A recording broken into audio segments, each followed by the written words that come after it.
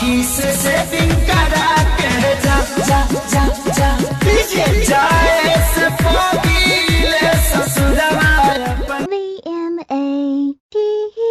VMAT कि तनी छुए बच्ची कोने का